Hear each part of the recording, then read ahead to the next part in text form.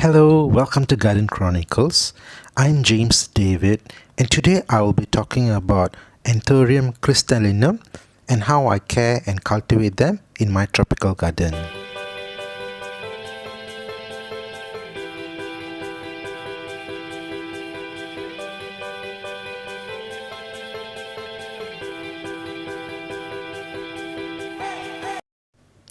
I must confess that in comparison to all of my garden plants, I had fallen in love with this particular kind of Anthurium, especially the foliage types. Hence, I had watched all, if not most of the YouTube videos concerning this particular type of plants. Therefore, I will try my best not to repeat the same basic information. Rather, I'll give you some unique and different information and hope you enjoy your time here discovering what I have found in my research and experience.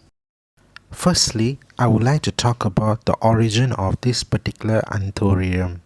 Though in nature it is actually found in the South America region, this plant has been cultivated here for many generations. Often the locals here relate to this particular Anthurium as memories to their great-grandmother where these plants were cultivated as house plants.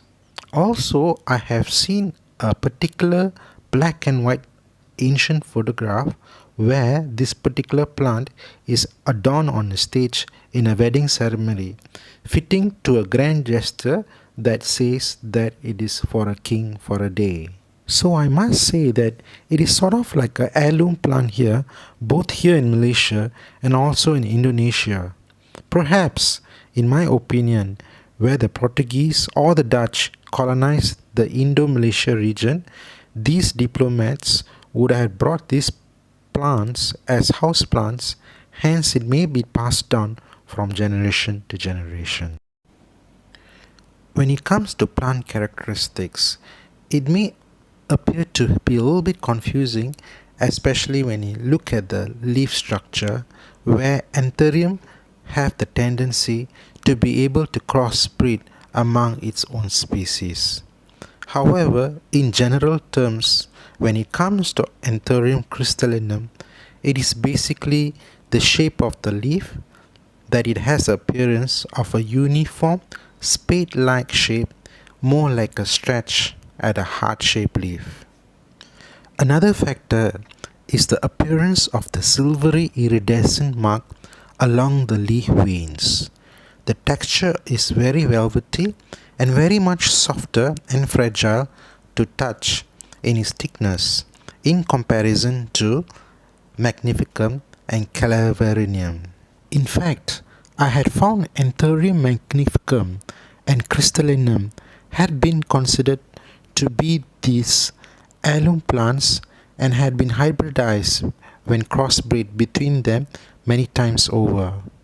Another local name that has been very popular here is known as Anthurium Crystallinum dark form, which is considered to be a little bit more rare than this common form.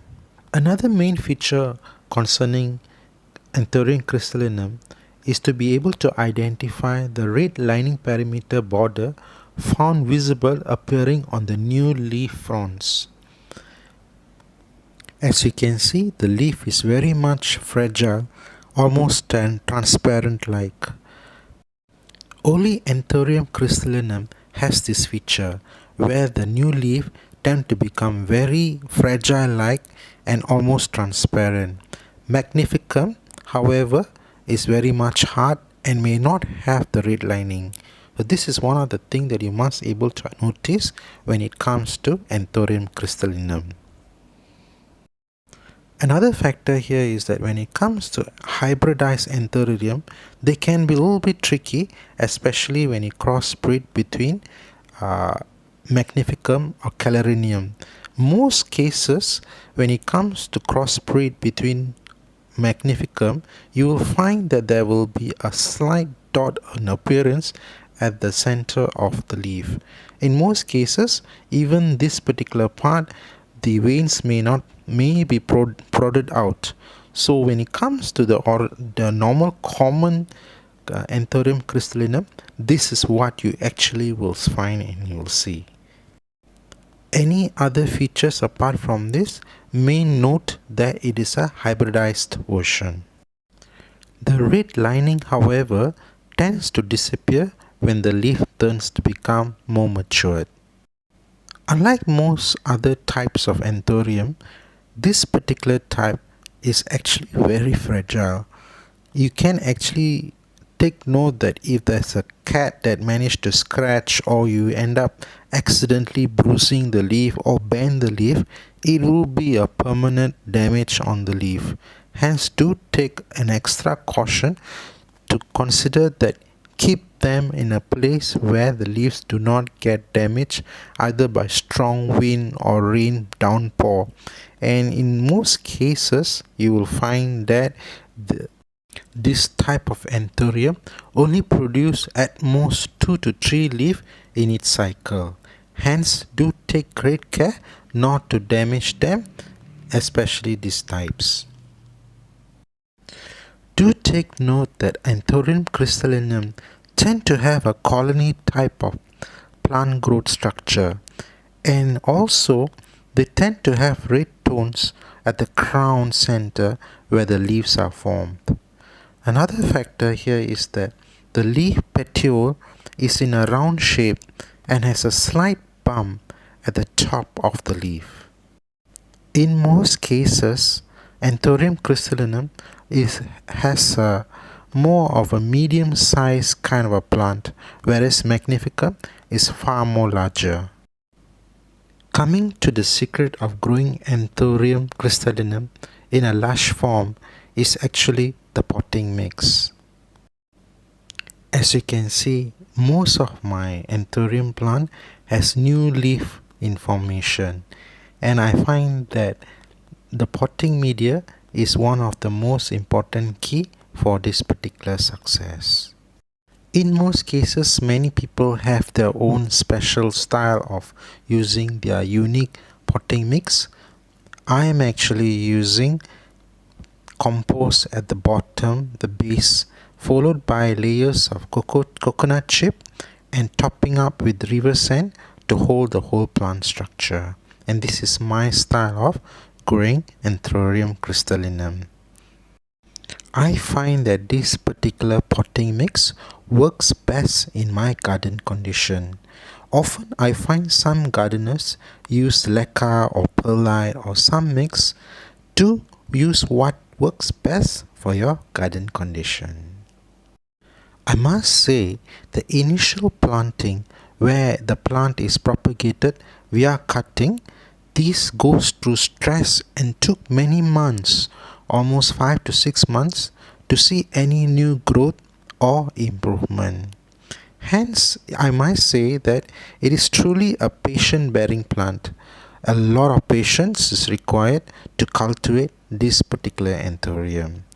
In fact, in these months, the plant is actually focused on the root development and strong root growth. So do take care not to overwater and to avoid root rot. And also do care not to underwater as not to dry up the tender root growths. These need constant moist and good humidity for stable and constant factor is the success key.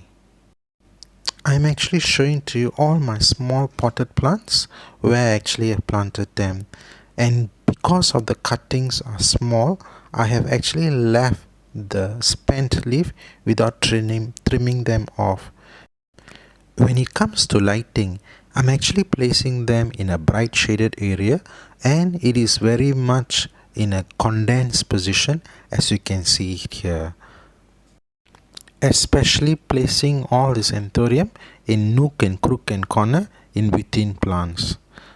Another factor is that I normally do not trim off Anthurium leaves until they have turned fully yellow.